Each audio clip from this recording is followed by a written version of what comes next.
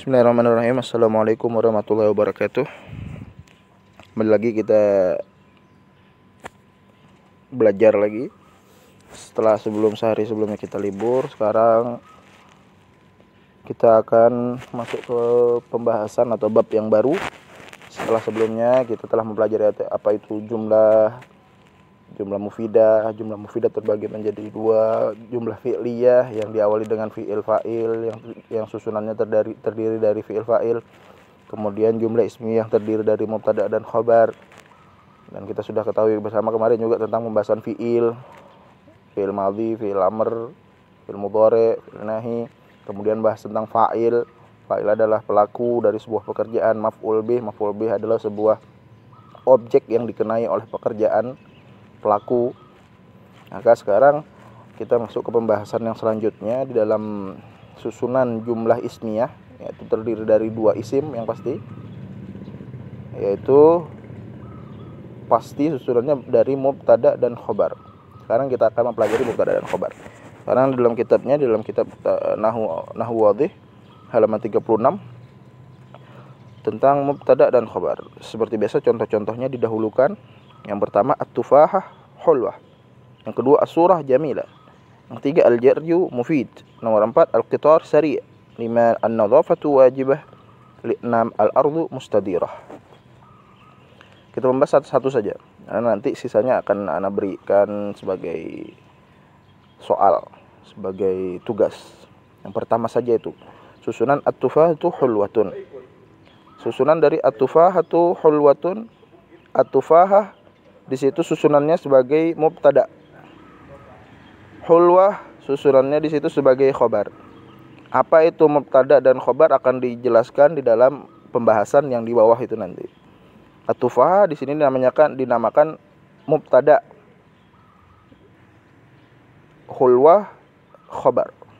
Susunannya pasti seperti itu, sama. Yang lainnya juga seperti itu. Mubtada di depan, hulwah setelahnya. Dan dua-duanya ini adalah isim. Dari mana kita mengetahui itu adalah isim? Harus ada dalilnya, harus ada yang membuktikannya bahwasanya dia itu isim. Nah, salah satu tandanya isim adalah at-tufahatu. At-tufahah ada alif lam. Alif lam di situ adalah tanda bahwasanya dia itu isim. Jadi salah satu tandanya isim kemasukan alif lam. At-tufahatu di depan kalimat tufahah ada alif lam. At-tufahah berarti isim, karena ada tanda-tanda yang menunjukkan dia itu adalah isim. Hulwatun adalah isim. Dari mana kita tahu itu adalah isim? Salah satu tandanya isim juga adalah tanwin. Setiap ada isim pasti bisa kemasukan tanwin, kemasukan alif lam. Kemudian tanda yang lain berupa kemasukan nanti huruf-huruf atau tanda khafat, huruf-huruf khafat, huruf-huruf jar. Nah, itu adalah tanda-tanda isim, sehingga kita bisa mengetahui itu isim fiil dari tanda-tandanya. At-tufahatu isim, hulwatun juga isim. Nah, ini jumlah yang terdiri dari dua isim, ini adalah jumlah ismiyah. Dan susunannya sekali lagi anak ulang adalah mubtada dan khobar. Kita langsung masuk pembahasan saja. At-tufah di sini artinya apel, hulwatun manis. Ya, apel itu manis. Artinya seperti itu. Al-bahthu, pembahasan. Al-amthilatu sabiqah kulluha jumal. Misal-misal yang telah lalu, yang telah kita baca tadi itu, contoh-contoh yang telah kita baca, kulluha jumal, semuanya itu adalah jumlah. Jumal sekali lagi adalah jamaknya dari kalimat jumlatun. Jumlatani jumalun. Semuanya itu jumlah. Wa kullu jumlatin minha murakabah min ismain. Dan setiap jumlah yang di atas tadi itu semuanya tersusun dari dua isim. At-tufahah 1, al-hulwatun 2. Begitu juga yang lainnya. Wal ismul awal fi kulli jumlatin, dan isim pertama di setiap jumlah, at-tufahah, as-surah, al-jaryu, al-qitar, an-nadhafa, al-ard, itu huwa alladhi ibtada'na bil jumlah. Isim itu kita jadikan di permulaan kata di setiap jumlah. fahuwa lidzalika yusamma mubtada'an, maka dari itu dinamakan sebagai mubtada. Dari kalimat ibtada'a yabtadi'u ibtida'an fahuwa mubtadi'un wa dzaka mubtada'un. Dari kalimat ibtada'a, permulaan atau memulai, maka dinamakan mubtada karena dia dipakai untuk memulai suatu pembicaraan, suatu perkataan, suatu pembahasan. Nah, jadi dinamakan mubtada. Dari kalimat ibtada'a ya, maka dinamakan mubtada karena kita jadikan dia di awal permulaan kata. Wa idza wada'na usbu'ana 'alal ismi tsani fi kulli jumlatin. Kalau seandainya kita taruh tangan kita nih atau jari kita tutup pada isim yang kedua. Jadi isim yang kedua contoh kita tutup. Coba kalian tutup pakai tangan kalian isim yang kedua. Isim yang kedua kalian tutup pakai jari. Kemudian fa'akhfaina an-nadharina wa qara'na hakadha. Kemudian kita tidak lihat. Jadi isim yang kedua tadi itu kita tidak lihat hulwatun jamilatun mufidun sariun wajibatun mustadiratun, tidak kita lihat. Jadi kita tidak lihat atau kita tutup pakai jari kita dulu. Kemudian kita baca at-tufahatu as-suratu al-jaryu. Kita cuma baca at-tufahah, as-surah, al-jaryu. At-tufahah artinya apel, asura gambar, itu pemandangan, al-jaryu artinya berlari, lari. Kalau cuma kita sebut itu saja, wa qara'na hakadha, cuma kita baca at-tufahah, asura, al-jaryu, kita baca seperti itu saja. Fa inna natahayyar. Kita akan bingung. Wa nas'al anfusana ma sya'nut tufahah. Kita akan bertanya, kenapa? Apelnya kenapa? Wa ma sya'nus surah. Dan kita akan juga bertanya, kenapa? Pemandangannya kenapa sih? Pemandangannya itu ada apa di dalam pemandangan tadi itu atau gambar itu. Wa masya'nul jaryu, wa masya'nul jaryi, apa berlari yang seperti apa, maksudnya berlari itu berlari apa, kita masih belum paham. Sama seperti pertama tufaha, apel, gambar, pemandangan, lari seperti apa sih yang dimaksud, gambar seperti apa yang dimaksud, apel seperti apa yang dimaksud, kita nggak tahu. Masih bertanya-tanya. Nah, walakinnana, akan tetapi idza rafa'na isba'ana, kalau kita angkat lagi tangan kita tadi itu, jari kita tadi kita angkat.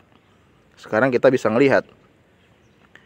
Wa qara'na hakadha, kemudian kita baca seperti ini, at-tufahatu hulwah, as-surah jamilah, al-jaryu mufid.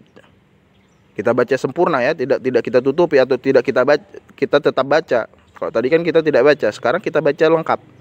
Isim yang kedua, yang pertama kita baca semuanya. Istafatna faedah tammah, kita bisa mendapatkan faedah atau arti yang sempurna.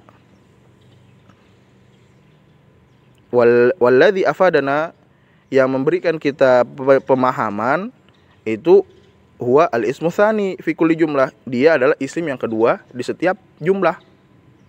Isim yang kedua itu yang di paling belakang itu pokoknya. Huwa alladzi akhbarana bihalawati tufaha. Kalimat yang kedua tadi itulah yang menjelaskan kepada kita tentang halawatut tufaha, tentang manisnya apel, wa jamali surah, dan indahnya pemandangan, wa ifadatil jari, dan manfaatnya berlari. Walidzalika yusama al-ismu tsani khobaron, maka dari itu isim yang kedua dinamakan khobar karena dialah yang memberikan kita kabar, memberikan kita penjelasan secara utuh dari isim yang pertama. Kayak yang pertama tadi contohnya ya, at-tufahatu saja kita baca, at-tufahah, kita nggak tahu maksudnya pembicara ini apa, maksudnya apelnya ini apel apa, kenapa apelnya itu. Nah, tapi ketika kita sudah pakai hulwatun, at-tufahatu hulwatun, apel itu manis. Nah, kalimat manis di sini yang memberikan kabar bahwasanya kalimat yang pertama apel itu manis. Manis, kalimat manis ini memberi kabar bahwasanya dialah rasanya apel tersebut. Makanya dinamakan khobar. At-tufah mubtada karena dia di awal, hulwatun khobar karena dia memberikan penjelasan, pemahaman, kabar bahwasanya apelnya manis. Seperti itu. Jadi udah tahu kenapa dinamakan mubtada, kenapa dinamakan khobar, itulah sebabnya. Wa idza ta'amalna akhir kulli ismin ismin fi kulli jumlah minal jumal sabiqah wajadnahu marfu'an. Wa idza ta'amalna, dan jika kita lihat-lihat lagi, kita cermati lagi, akhir kulli ism minal ismin, akhir setiap isim, harokatnya nih ya, harokat terakhir dari isim setiap dua isim tadi itu, baik atufahatu atau hulwatun, di setiap jumlah dari 1 sampai 6, minal jumlah sabiqah, dari contoh-contoh yang tadi itu yang 6, wajadnahu marfu'an, kita dapati atau kita lihat ternyata hukumnya itu marfu. Dan sekali lagi marfu'nya dengan dhammah, tanda rofaknya itu dengan dhammah. Jadi dhammah tadi itu menjadi tanda rofaknya mubtada dan khobar. Seperti itu. Al-qaidah al-mubtada ismun marfu'un fi awal jumlah. Kaidahnya, kesimpulannya, mubtada itu apa? Isim marfu, ismun marfu'un, isim marfu fi awalil jumlah, yang berada di awal jumlah. Di awal jumlah, di awal permulaan suatu jumlah. Itu namanya mubtada. Al-khabar isim marfu, khabar adalah isim yang marfu, sekali lagi marfu ya. Yukawwinu ma'al mubtada jumlatan mufidah, yang melengkapi mubtada, yang tersusun dengan, dia disusun dengan mubtada, pasti awalnya ada mubtada. Nah, dia ini yang melengkapinya di itu. Jadi jumlah mufidah menjadi sebuah jumlah mufidah, jumlah yang memberikan arti sempurna. Itu penjelasan dari mubtada dan khobar. Yang belum paham bisa diulang-ulang kembali, diulang-ulang supaya bisa paham apa yang sudah dijelaskan. Wallahu a'lam bishawab. Subhanakallahumma wa bihamdika asyhadu an la ilaha illa anta astaghfiruka wa atubu ilaik. Waalaikumsalam warahmatullahi wabarakatuh.